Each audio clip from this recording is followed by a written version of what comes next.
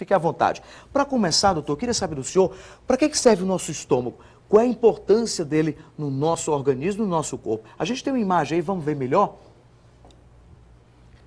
O estômago, ele é um órgão muscular, ele é uma espécie de um balão, que ele tem uma parede muscular e ele é oco por dentro e tem uma capacidade elástica também. Ele pode aumentar ou pode diminuir de acordo com o que tem dentro do seu interior. Então, o grande objetivo do estômago é de digestão e absorção dos nutrientes. Então, ele pega alimentos e particulariza, quebra os alimentos para que eles possam ser absorvidos, né? E ocorre isso principalmente no intestino. Mas já no estômago ocorre o início da absorção desses nutrientes.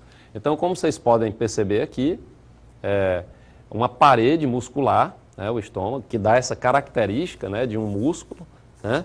E que ele pode se contrair ou pode, né, se distender de acordo com o momento e a necessidade daquilo que ele está sendo exigido. Doutor Antônio, só lhe interrompendo, o balão que o senhor falou, seria essa parte vermelha, é isso, o balão? Isso, todo esse interior do estômago, ele é um oco, né, e que ele pode diminuir ou aumentar dependendo da contração da musculatura da parede do estômago. Por exemplo, quando tem nutrientes, alimentos no seu interior, ele tende a distender e se contrair para que o alimento seja particularizado e digerido. Certo. E quais são as principais doenças que podem ser provocadas aí nessa região do nosso estômago? As principais doenças são as inflamações, né?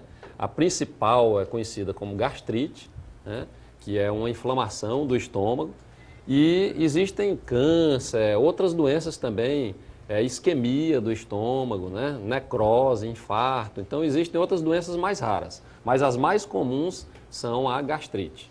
Certo. Suco gástrico, a gente ouve falar muito, para que ele serve? Ele também faz parte do estômago? Isso, ele é produzido pelo estômago e ele tem dois objetivos. Um é para auxiliar na digestão, alguns alimentos são digeridos de uma maneira melhor na acidez, e o outro é para evitar infecção, né, no tubo digestivo, porque os alimentos que a gente ingere, eles não são estéreis, eles têm alguma concentração de bactéria.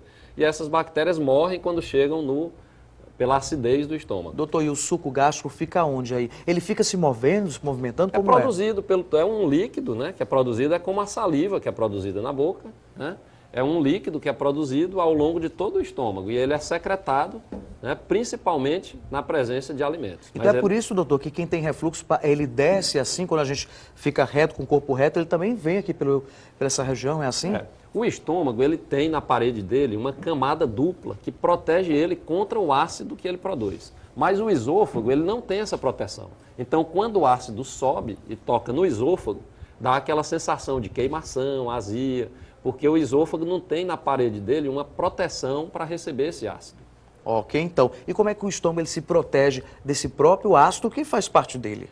Ele tem uma camada de muco, né? Que é uma camada de como se fosse uma saliva grossa, né? E bicarbonato de sódio. Então, dessa forma, impede que o ácido chegue até a célula do estômago.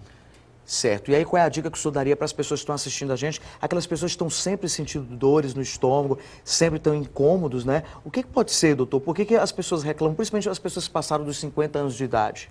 A maioria das queixas está relacionada a hábitos inadequados na alimentação. Então, o ideal é mastigar bem os alimentos, não esquecer que o estômago não tem dente, né?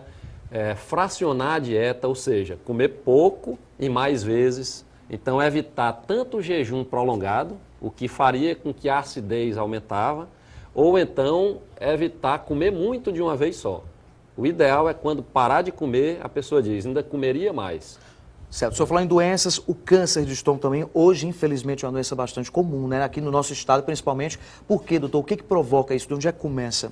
O câncer de estômago, ele tem vários fatores de risco, né? Os principais são o consumo de cigarro, né, o tabagismo, o uso de bebidas alcoólicas, né? Alguma infecção no estômago, existe uma bactéria denominada Helicobacter pylori, que pode também contribuir para o câncer. Aspectos como alimentos mal conservados, principalmente utilizados em salmoura, né? Excesso de sal, carne vermelha em excesso. Então, são os principais fatores de risco para câncer de estômago. Certo. E tem tratamento, prevenção? Existe. A prevenção, né, deve ser feita evitando cigarro, bebida alcoólica, diminuindo o consumo de carne, de sal, né, fazendo atividade física, mantendo o peso. São fatores assim principais. E procurando médico aos sintomas, principalmente após os 40 anos de idade. Doutor, e náuseas com frequência, dores no estômago, o que pode ser?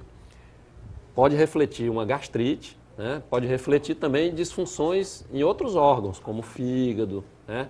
Até doenças sistêmicas, como diabetes, podem causar sintomas digestivos acometendo o estômago. Ok, então, vou pedir que